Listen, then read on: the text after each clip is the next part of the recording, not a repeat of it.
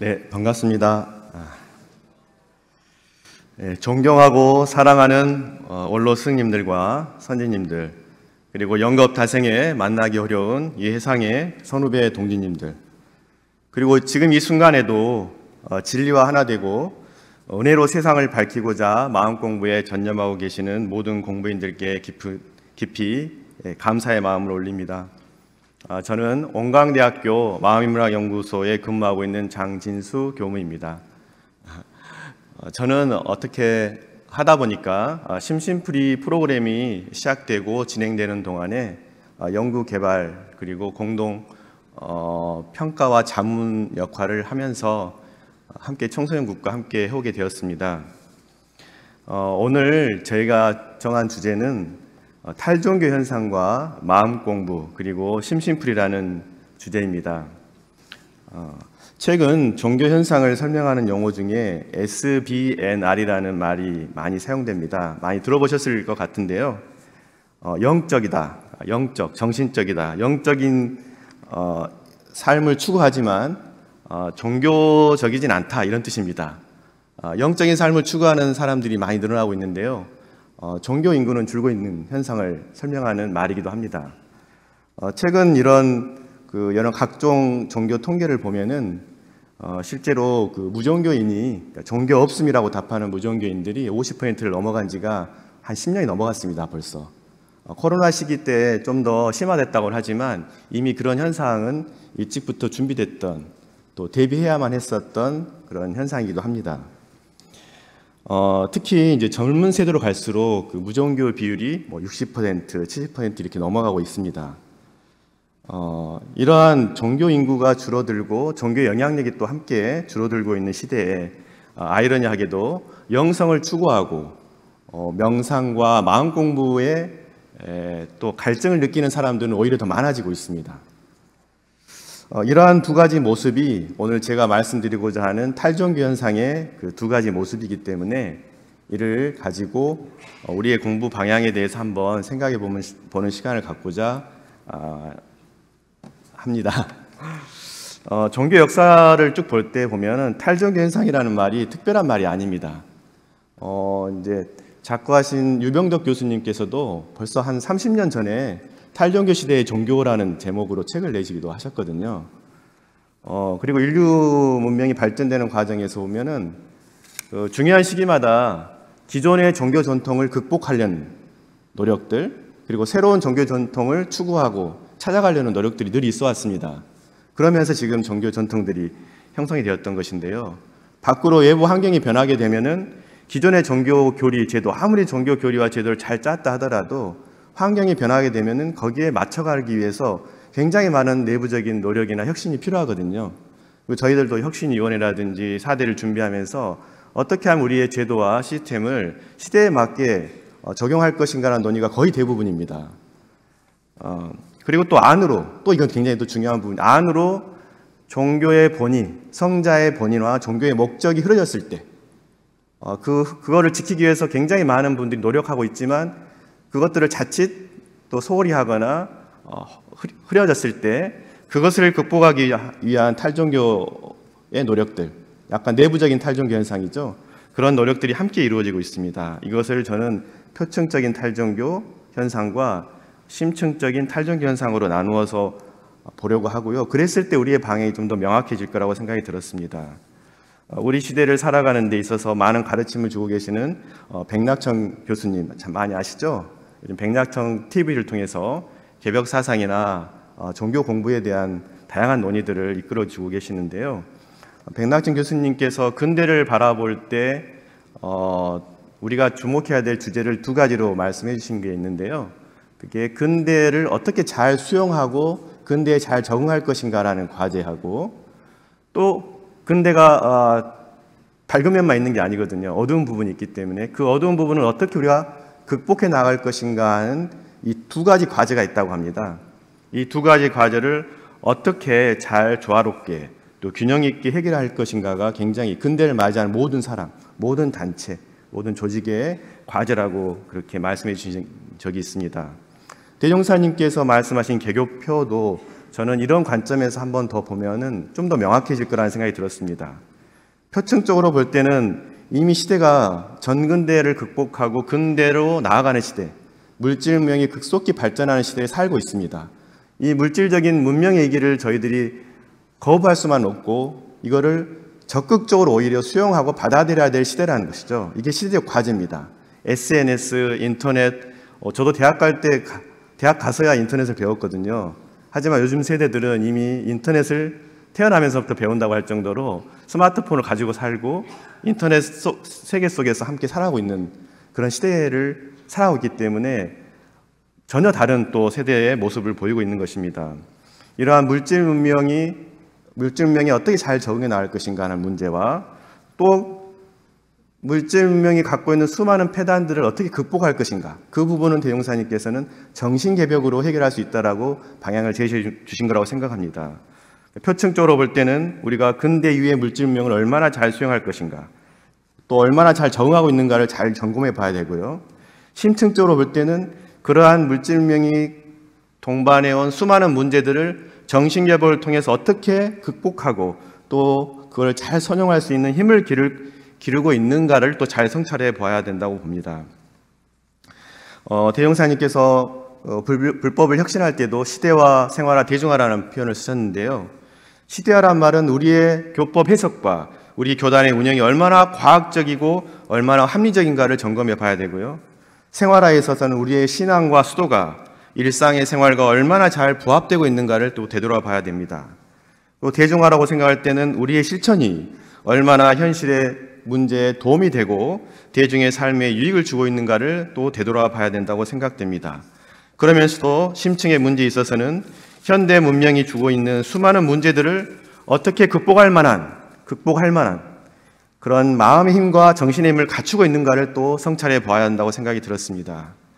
실제 대종사님께서도 이러한 표층적인 탈종교 현상에 제기된 근대 수용과 적응의 문제에 있어서 굉장히 적극적이셨습니다.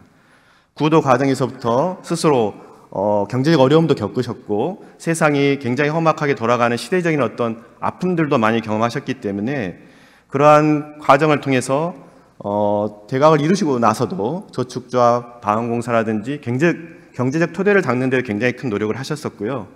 또 모든 종교 제도를 운영함에 있어서도 민주적 절차, 또 합리적인 어떤 과정들, 그걸 통해서 공화 제도를 실현하기 위해서 굉장히 많이 노력을 하셨습니다.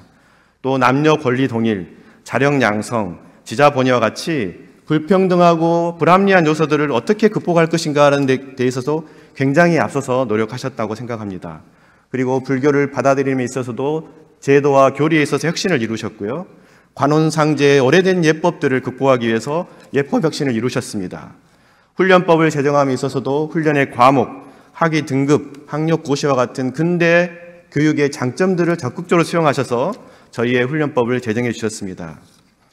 오랫동안 세속의 영역과 영적, 성스러운 영역이 분리됐던 방식으로 종교들이 일종의 그런 전략을 써왔던 것이죠. 성과 속을 구분해서 속에 얽매이는 많은 사람들을 성의 영역으로, 영적인 영역으로 이끌기 위해서 노력을 해왔는데 지금은 이 성과 속이 함께하는 시대, 수도와 생활이 둘 아닌 산 종교라야만이 앞으로 시대를 이끌어갈 수 있다고 하셨고 또 그래서 저희도 걸식 수행 전통이 아니라 생활 수행 전통으로 모든 일상에서 수도하고 교리와 제도를 거기에 맞게 혁신해 주셨다고 생각됩니다.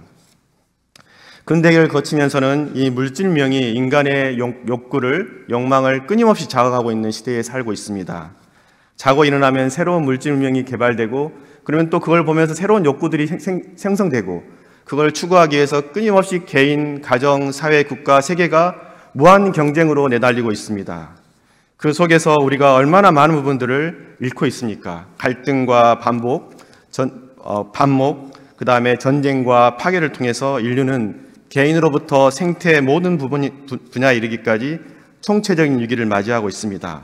아마도 이것이 본능적으로 인류가 살 길을 찾아가는 과정에서 명상과 어떤 마음 공부, 영성에 대한 추구를 일상에서부터 갈구하고 갈망하는 시대가 되지 않았나 생각이 듭니다. 대종사님께서도 이런 파란고에 병든 세상, 물질 노예 현상을 극복하기 위해서 정신개벽의 기치를 높게 올려주셨다고 생각합니다. 이처럼 대종사님께서 탈종교 현상의 두 측면을 개교표를 통해서 밝혀주시고 저희들이 나아갈 방향을 제시해 주셨다고 생각합니다. 또 그것을 해결할 수 있는 해법으로서 이론상의 진리를 통해서 모든 막힌 것을 통하게 해주시고 또 일상에서 필요한 모든 문제들을 적극적으로 해결할 수 있는 실천적인 또 활용할 수 있는 길을 제시해 주셨다고 생각합니다. 우리가 마음 공부를 하자는 것도 이러한 정신개벽을 통해서 하나된 삶을 살자는 것이고 또 물질명을 잘 순용하여 무량한 은혜가 나타나도록 하자는 것이라고 생각이 들었습니다.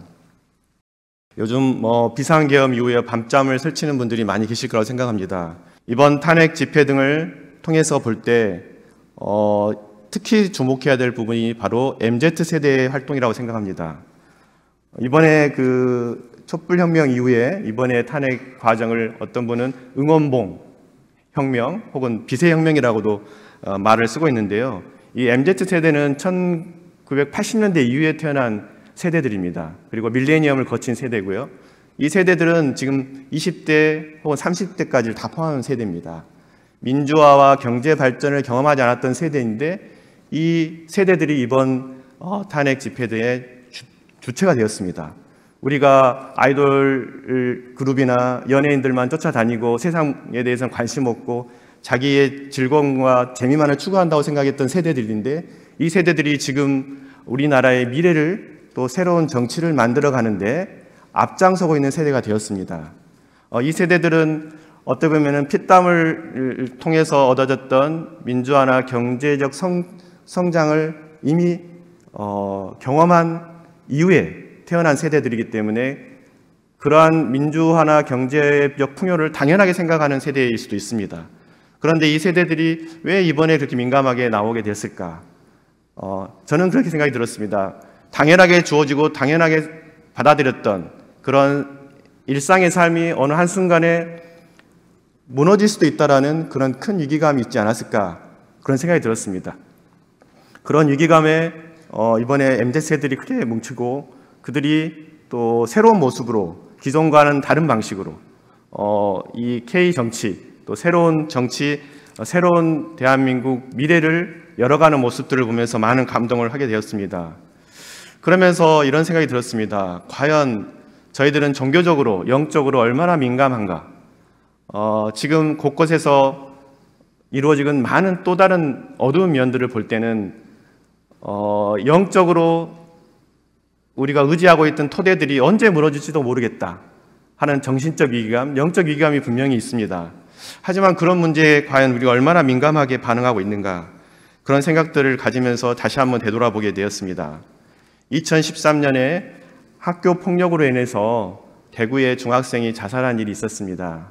그 사건이 사회적으로 큰 이슈가 되어서 그때 대구에 대구 교구에 심심풀이 프로그램을 처음 제안을 해서 대구 교구청에서 받아들인 적이 있었거든요.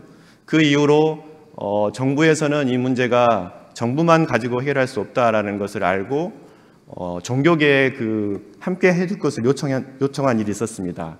그래서 2014년부터 삼동 청소년의 희망숲 인성교육센터가 생기게 됐고 학교 폭력의 문제를 적극적으로 대응하기 위해서 심심풀이 프로그램이 개발되었습니다. 그리고 그 이후에 심심풀이 프로그램이 한 4차례 정도 계속 시대에 맞게 또 요구에 맞게 변화해 오면서 지금까지 오게 되었습니다. 약 7, 8년, 8년 그다음에 지금 거의 10년 가까이 돼가는데요. 그 기간 동안에 전국에 있는 청소년들을 거의 3, 4천 명을 학교 현장에서 만나고 있습니다.